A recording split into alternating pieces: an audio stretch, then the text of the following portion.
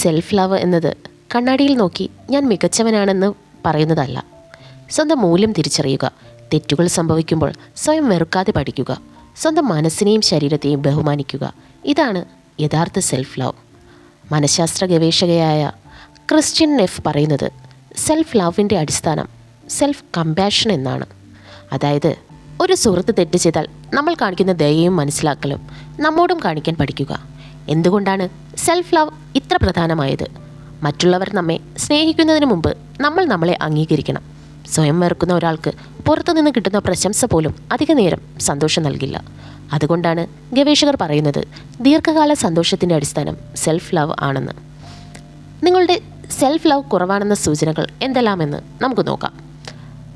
എല്ലാവരെയും സന്തോഷിപ്പിക്കാൻ ശ്രമിക്കുന്നു, എപ്പോഴും മറ്റുള്ളവരുമായി താരതമ്യം ചെയ്യുന്നു, ചെറിയ തെറ്റുകൾ പോലും സ്വയം ക്ഷമിക്കാറില്ല. മാത്രവുമല്ല, ഞാൻ പോരാ എന്ന ചിന്ത ആവർത്തിച്ചു വരുന്നു. സ്വന്തം ആവശ്യങ്ങളാവട്ടെ ഏറ്റവും ലാസ്റ്റ് സ്ഥാനത്ത് വയ്ക്കുന്നു. ഇതൊക്കെ സെൽഫ് ലവ് കുറവാണെന്ന സൂചനകളാണ് നൽകുന്നത്. ഇനി സെൽഫ് ലവ് വളർത്താനുള്ള ശീലങ്ങൾ എന്തൊക്കെയാണെന്ന് നോക്കിയാലോ.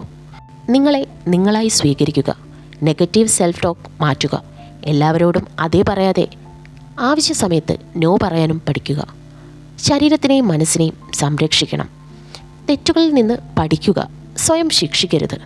ഇനി മറ്റുള്ളവരുമായി താരതമ്യം ചെയ്യുന്നതാണ് നിർത്തേണ്ടത്. ചെറിയ വിജയങ്ങൾ പോലും ആഘോഷിക്കുക. സെൽഫ് ലവ് എന്ന് പറയുമ്പോൾ അത് സ്വാർത്ഥതയാണെന്ന് തെറ്റിദ്ധരിക്കുന്നവരുണ്ട്. യഥാർത്ഥത്തിൽ നിങ്ങളുടെ മാനസികാരോഗ്യവും ആത്മാഭിമാനവും സംരക്ഷിച്ചുകൊണ്ട് മറ്റുള്ളവരെയും സ്നേഹിക്കാൻ പഠിക്കുന്നതാണ്. ജീവിതത്തിൽ എല്ലാവരും ഒരിക്കൽ നിങ്ങളെ വിട്ടുപോകാം, പക്ഷെ ഒരാൾ ജീവിത അവസാനം വരെ നിങ്ങളോടൊപ്പം ഉണ്ടാകും. അത് നിങ്ങളാണ്. അതുകൊണ്ട് സ്വയം കുറ്റപ്പെടുത്തുന്നതിന് പകരം സ്വയം മനസ്സിലാക്കാൻ തുടങ്ങൂ. യഥാർത്ഥ സെൽഫ് ലവ് ആരംഭിക്കുന്ന ദിവസം നിങ്ങളുടെ ജീവിതവും മാറി തുടങ്ങും. ഈ വീഡിയോ നിങ്ങൾക്ക് ഉപകാരപ്പെട്ടെങ്കിൽ ലൈക്ക് ചെയ്യൂ.